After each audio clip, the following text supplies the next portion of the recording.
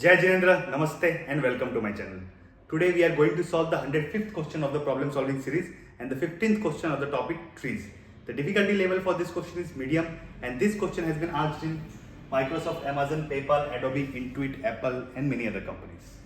Find the floor and the ceil in BST. So these are two different questions. In one question we'll solve find the floor in the BST and since the question is similar for the ceil, so we'll also solve the question find the ceil in BST.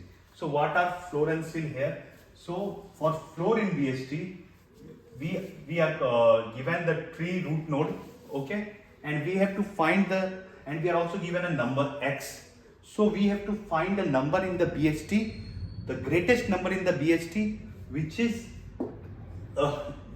equal to or just smaller than the x.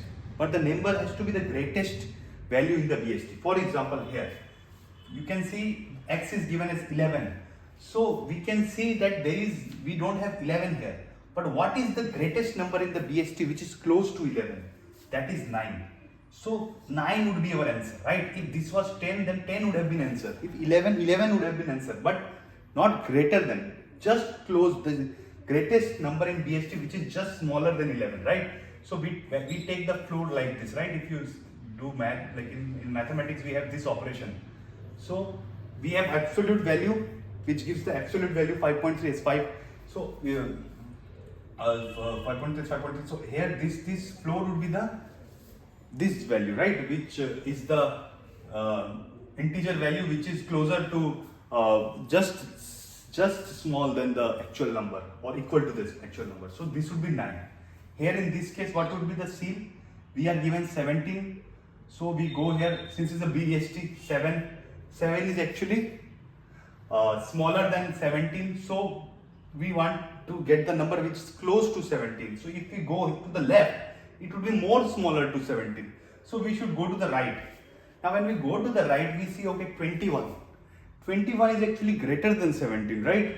So if there was no elements like this, if it was like this only, so what would have been our closest number? It would have been 7. So when we are going to the right, it's better we take this number to a memory, right? To a variables, because if there is no number which is towards its right, like means if there is no number after this node, then this would have been the number closest to 17. But we have these numbers, and these numbers will obviously be greater than 7 because it's right subtree. So we stored x as 7. It could be a floor value, but now we see that okay, we have numbers.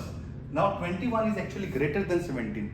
We need to get a number which is smaller than or equal to 17. So we will go to the left and we get 15. Now 15 is actually must be greater than 7 because it is to the right. So and 15 will be closer to 17.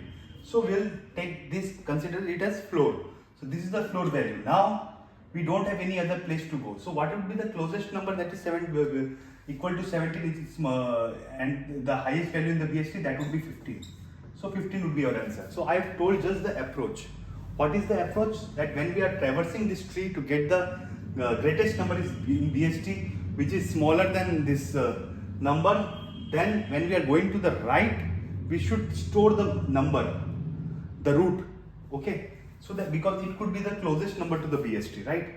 But what if there is no number which is smaller than 17? If all the numbers are greater than 17, we won't have the floor value, right? So in that case, it is given in the question, you return -1. Let's code this. It's simple as that. We'll take int floor equal to -1. Because if we don't get any number that is smaller than the value that is given to us, we'll return -1. Okay, now while root not equal to null. Okay, so while root is not equal to null, if root value equal to x, what should we do? We should return x because that is the number that we have, would be the floor, right? Else if, what would be the other condition? If root value is greater than x, if we get a value that is greater than x root value, okay, so we have to go to the left, right, in that case.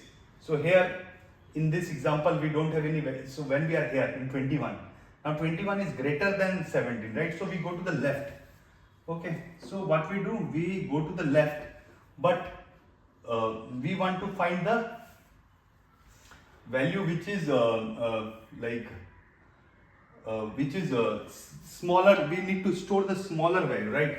So since this value is greater than the floor, we don't need to do anything. We'll just go to the root left, because this won't be the value which is it could be closer to x, but since it is greater than x, it won't be a floor value, right? So we just go to the left. Okay, else if the root value is smaller than x, then we have to go to the right, but in the right the number could be greater than x, so it's better we store the number.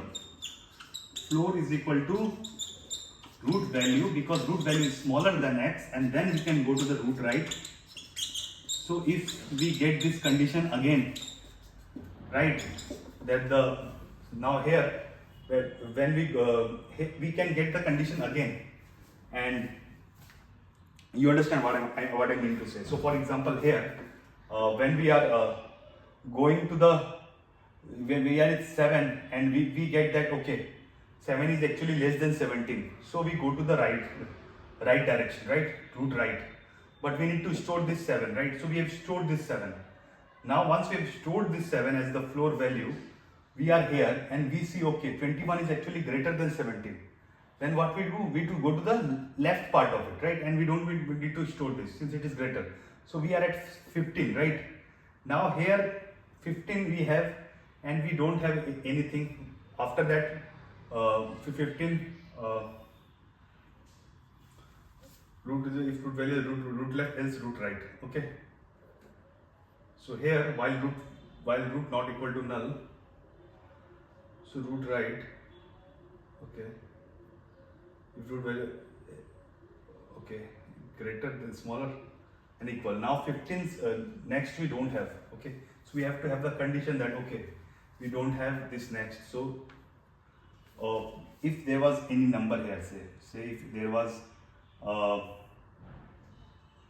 12 and there was 16. Okay, now when we are at 15 and we say okay, 15 is smaller than 17, so we should go right to get the closer value since it's not equal. So we'll go right again. When we go right again, so at that point of time we will store this 15 value, right? So that is the thing I meant to say. It would be again repeated and we get the latest value which would be closer to the floor value, right? Because we are going down and we're taking the greatest number which is closer to the value that is given to us. Okay, so we'll get the value here while root not equal to null. Okay, and here we will return floor. Okay, but the thing that I was thinking that how would we get out of this loop, because we are returning here, we are going then returning here. Okay, floor equal to, if this is okay greater than x, is smaller than x, then okay, now 15 we are at 15.